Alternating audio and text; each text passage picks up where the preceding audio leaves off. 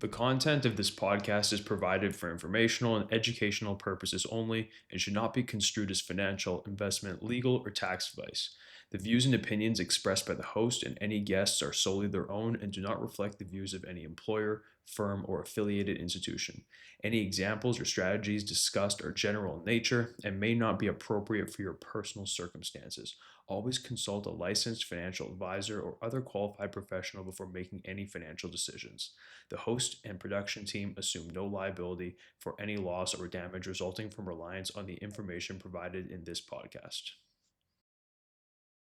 Welcome back to Trajecta Talks. I'm your host, Alex Savanovic.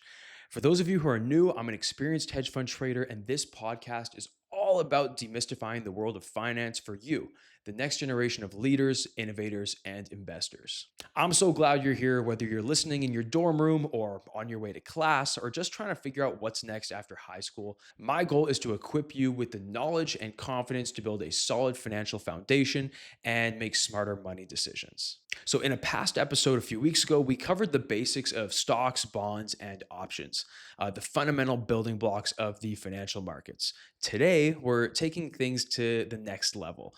This episode is designed as an intermediate class, diving a bit deeper into the mechanics, nuances, and psychological underpinnings of these instruments. We're going to pull back the curtain on some of the math behind bonds, explore what exactly an asset-backed security is, differentiate between growth and value stocks. We're going to touch on a couple of valuation methods, and we're going to unpack how options are frequently used for both speculation and hedging. But before we get into our discussion today, we cannot forget to do our weekly market rundown. All of you know this is my favorite part of the episode, so let's see what's been cooking up in the markets this week. So first up, a fascinating corporate development is taking shape with Intel.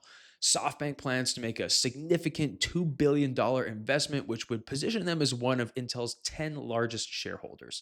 So this private sector move is occurring simultaneously with the potential for the US government to convert some or all of its grants from the US CHIPS and Science Act into an equity stake. This dual investment is pretty notable and could signal a new paradigm where the government takes on a role as an investor in strategically important domestic industries, mirroring a prior situation that we saw with MP Materials and its partnership with the Defense Department for rare earth metals. Next up, let's look at the residential solar sector, which saw a major boost this week. So the Treasury Department released new guidelines that were a huge win for the industry, contrary to expectations that they would close a loophole allowing residential solar companies to claim tax credits years into the future. The administration did the exact opposite. They confirmed the credit is valid as long as companies can demonstrate continuous work, a very easy requirement to meet. This positive news sent solar stocks soaring last Friday, and the momentum carried through into the beginning of this week, providing a solid trading opportunity on the T+1 of that sort of news. On the geopolitical front, the Alaska summit between Trump and Putin concluded with little fanfare. The meeting was shorter than the 6 to 7 hours initially previewed by Russian officials, and the subsequent press conference was really brief, with Trump not fielding any questions from the press. Despite Trump's hints that he was making headway and was pretty close to a deal, the meeting seemed to be more about ceremony than substantive progress. Before the summit, Trump's stance toward Russia had grown more aggressive, including threats of sanctions. However, it appears that no real resolution to the conflict was reached, and Putin has, for now, successfully avoided any new severe sanctions. Trump's initial demand for a ceasefire seems to have been dropped as he later called for immediate settlement negotiations between Russia and Ukraine. For Ukraine, the outcome is likely a relief. The worst case scenario where Trump sides with Putin and agreeing to territorial concessions absolutely did not materialize, while the war continues in a stalemate. Ukraine is still able to secure adequate weaponry through its own expanding domestic production and from Europe, with a backdoor channel of support from the US still in place. Putin, the summit was a success. He was met warmly by the US president, treated as an equal, made no apparent military concessions, and seems to have diffused the immediate threat of new sanctions. From the market's perspective, the reaction was largely subdued. The two extreme possibilities, a quick and positive ceasefire or a negative, crushing sanctions regime on Russia and China both failed to materialize.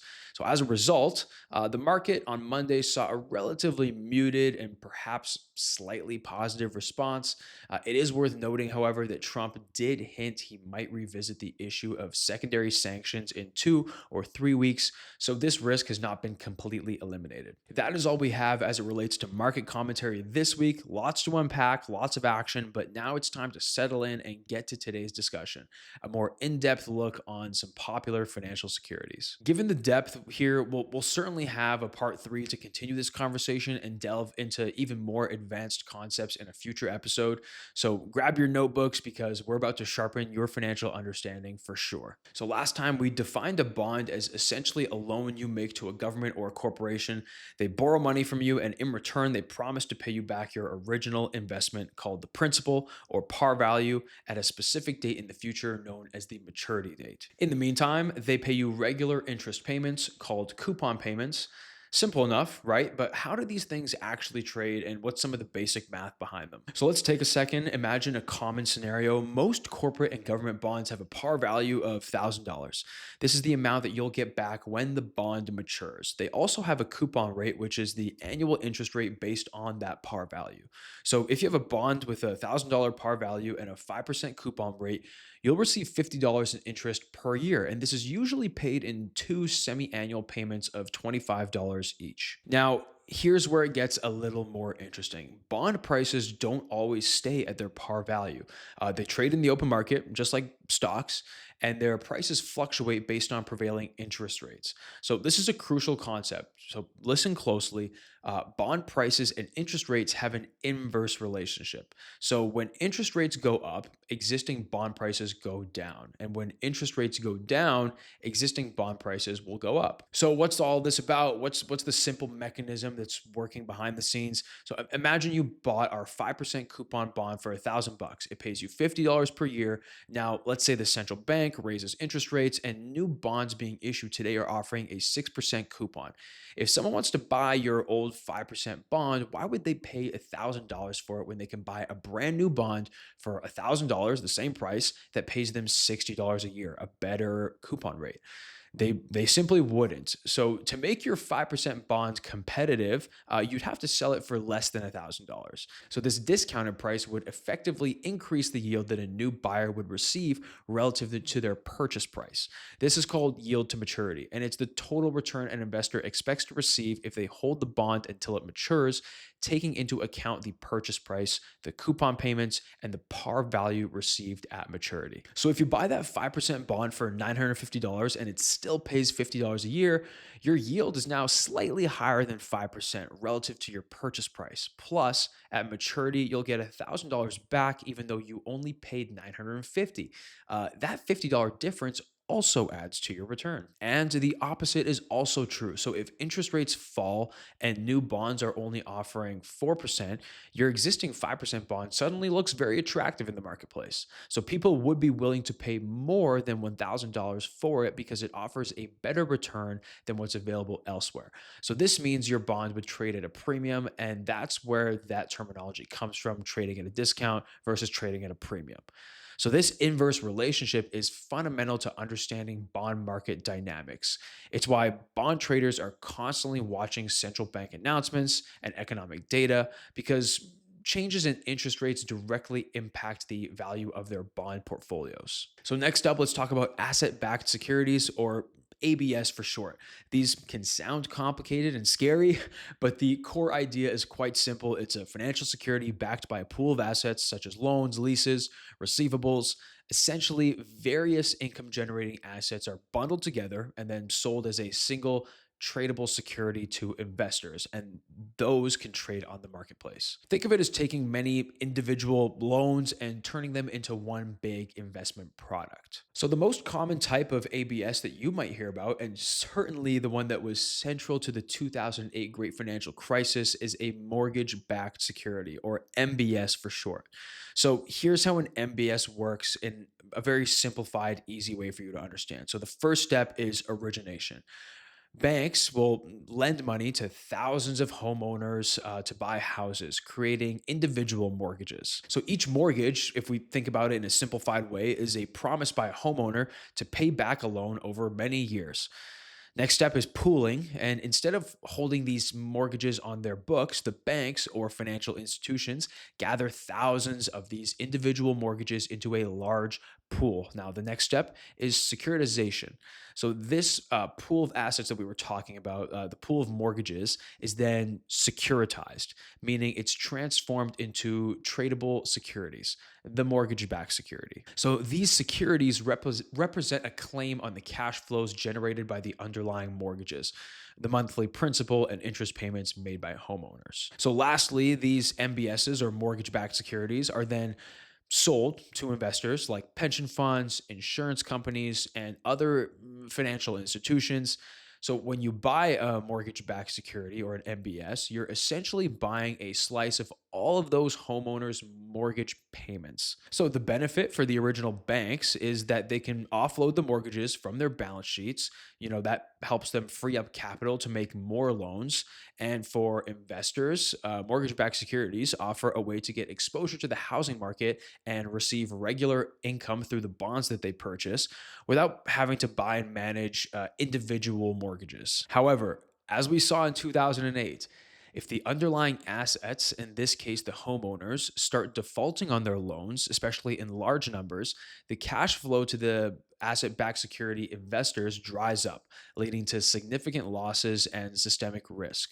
So, while mortgage backed securities are the most well known, other types of ABSs can be backed by car loans, student loans, credit card receivables, or even future royalty payments from intellectual property. So, the key takeaway is that an asset backed security's value and income stream depend entirely on the performance of the underlying pool of assets. So, let's now move away from bonds, switch speeds a little bit, go a little bit faster pace, and talk about stocks.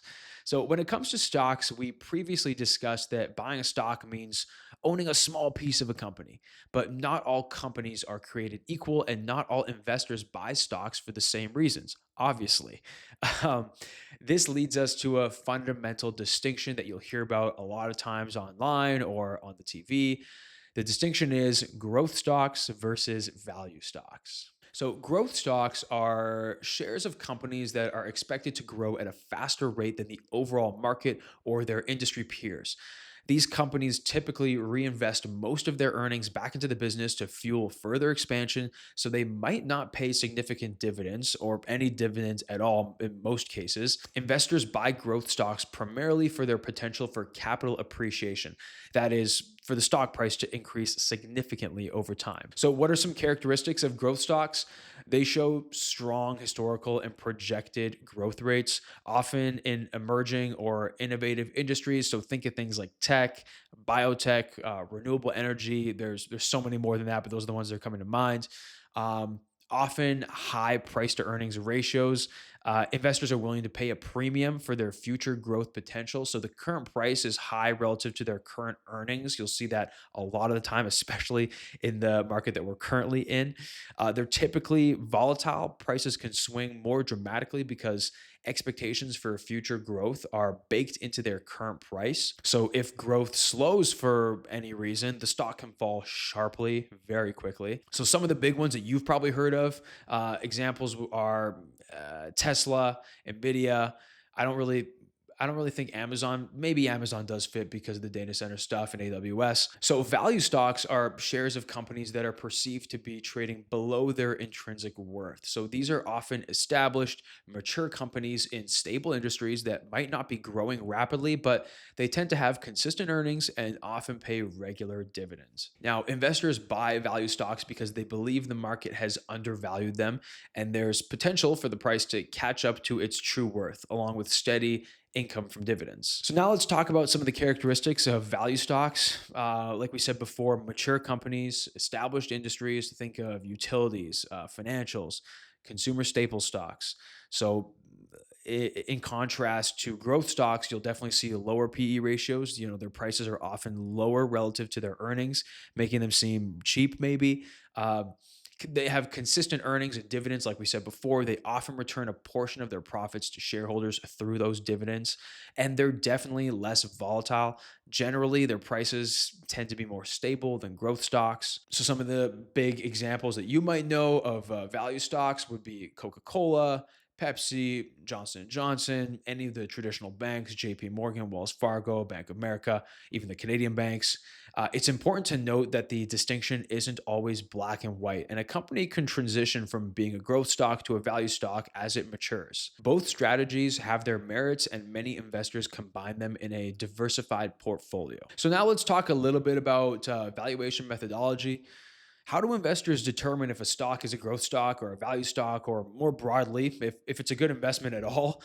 They use valuation methods to estimate a company's intrinsic value. So we're just going to talk about two today, some of the easier and more common ones. First one that you'll hear about a lot is the price to earnings ratio. So the PE ratio, one of the most widely used valuation metrics. Like I said, it tells you how much investors are willing to pay for each dollar of a company's earnings. So let's do a little example to illustrate the PE ratio. Let's say a company's stock trades at $100 per share and its earnings per share over the last 12 months was $5. So the PE ratio, we price over earnings. So it's 100 over 5 equals 20. So a PE ratio of 20 means investors are willing to pay $20 for every $1 of the company's annual earnings. So you might be asking yourself now, Alex, what's a good PE ratio for a company? And honestly, it really depends. You usually compare a company's PE to its historical PE, its industry average PE, and maybe the PE of its competitors.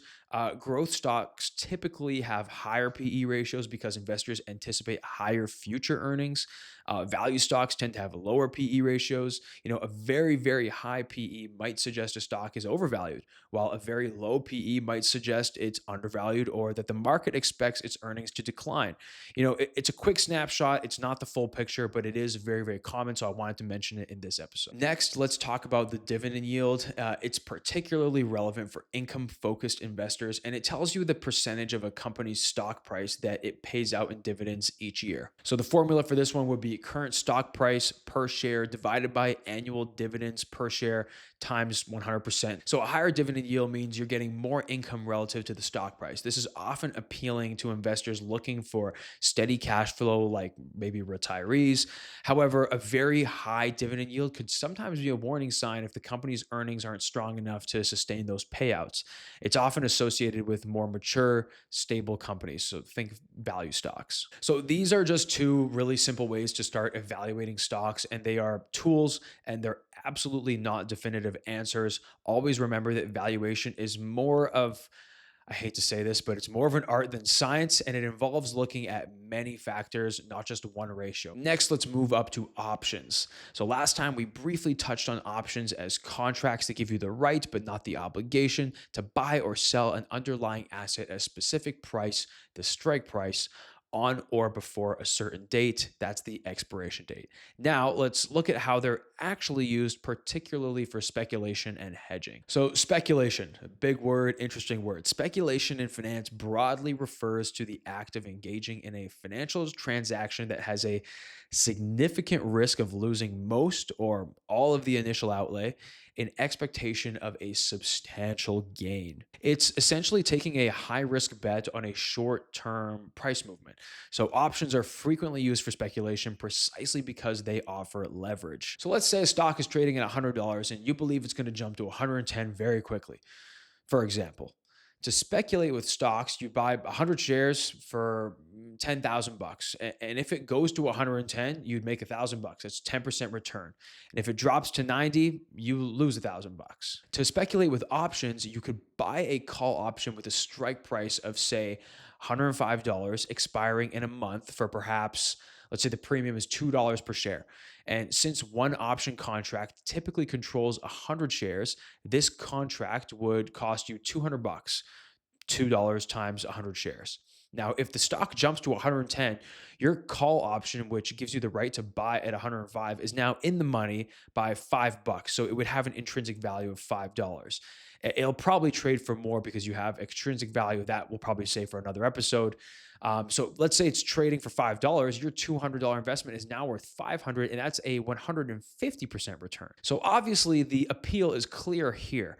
You can control a large amount of stock for a relatively small upfront investment. So a small move in the underlying stock can lead to a very large percentage gain on your option contract. However, the downside is equally dramatic. If the stock doesn't move above your strike price, $105 in our example, by the time the expiration date comes, or even worse, if it drops, your option might expire worthless.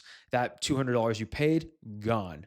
Options are decaying assets. Their value decreases as they get closer to expiration. That's that extrinsic value component. So, especially if they're out of the money, this is a big part. We'll talk about the Black-Scholes model in another episode that is way more advanced than what we're trying to cover in this episode. So, while the potential for high returns is there with options, the risk of losing 100% of your investment is also very high, making them a popular tool for speculation, but a dangerous one for beginners. Now, let's flip the coin and look at how options are used for hedging. Now, while we won't go into the mechanics of how to set up a specific hedge today, it's important to understand the concept. So, hedging in finance is like taking out an insurance policy. It's a strategy employed to offset the risk of adverse price movements in an asset. So, when you hedge, you're trying to reduce your potential losses from an investment, even if it means capping your potential gains. So think of it like this. You own a valuable car, let's say a Ferrari. You can drive it without insurance, not technically in BC, but let's say you drive it without insurance. And if nothing bad happens, you save money. You don't have to pay the premiums. You don't have to buy insurance. But if you get into an accident, the financial loss could be devastating. You lose your $400,000 Ferrari. So you buy car insurance. You pay a premium, the cost of the insurance per month, and in return, you're protected from a large financial hit if something goes wrong. And if you don't understand that, you should definitely visit the episode on insurance that we did weeks back.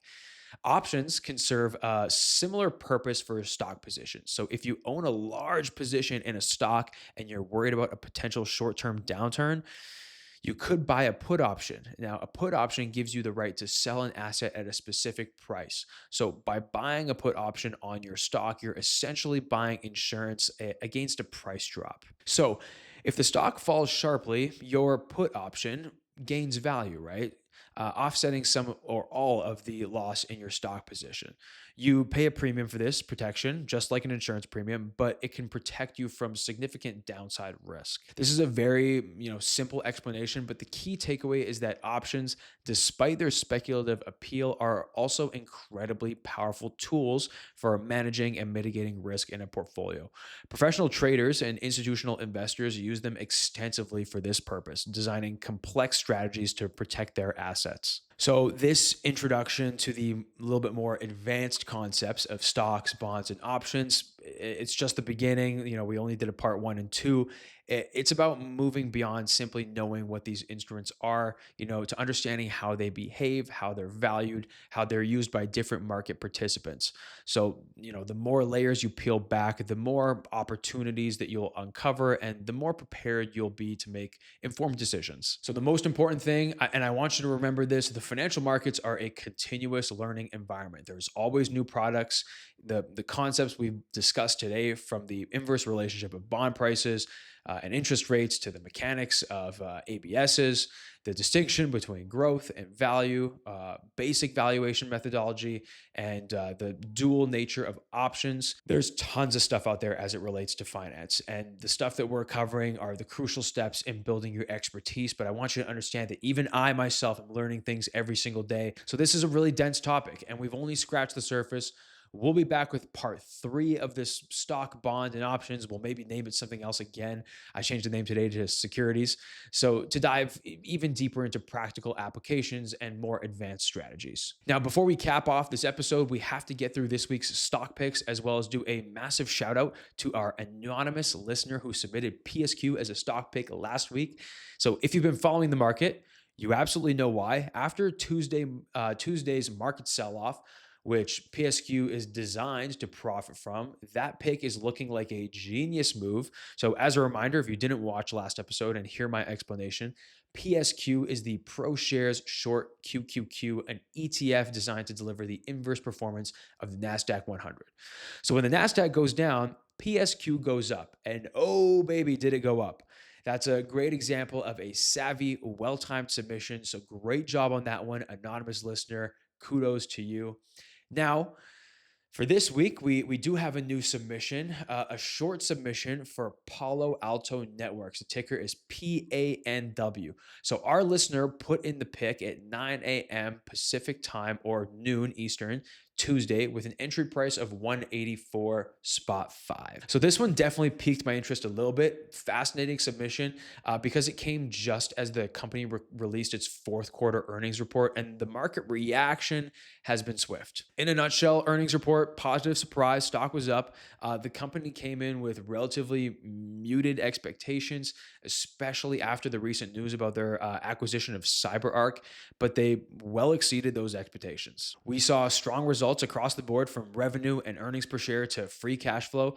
Their platformization strategy, moving customers from individual products to a comprehensive security platform is really gaining traction, which is what led to a reacceleration in their remaining performance obligations or RPOs, which is a key metric for these kinds of stocks. They also gave some strong guidance for their fiscal year 2026, which further boosted confidence. So here's the setup. Our anonymous listener is short PANW at 184.50, betting on the stock to go down. The company, however, just delivered a much stronger than expected earnings report, and the stock is trading higher today as a result. Anon, I wish you luck. We'll have to see how this plays out over the coming days and weeks. We'll be keeping a close eye on this one, and we'll provide an update on how it's faring on next week's episode. If you want to submit a stock pick for next week, please hit us on any of our socials. We can't wait to see what you guys have to say about the markets and the stocks that you pick. So as we close off here, I just want to say thank you so much for joining me on Trajecta Talks. I hope this Level 2 discussion on stocks, bonds, and options has given you a clearer, more nuanced understanding of these vital financial instruments. And remember, the journey to financial freedom begins with a single step, and that step, I believe, is knowledge. To stay connected with us and continue your learning journey, be sure to follow us and our sponsor, Trajecta University. You can find us on Instagram, LinkedIn, Facebook by searching for Trajecta University, or just check the links out in the show notes below. I make it easy for you guys. Also, check out our YouTube channel at Trajecta_Talks. That's TRAJECTA_Talks, where you can watch this episode and find a ton of other great content, other episodes, past episodes. The link for that is also in the show notes below. So stay tuned for next Friday, where we do a part 2 on our real estate discussion from a few weeks ago. In the meantime, please keep learning, keep growing. Hit me up on the socials. Feel free to chat with me. I hope you have a fantastic Friday, folks. Take care. I'll catch you on the next episode.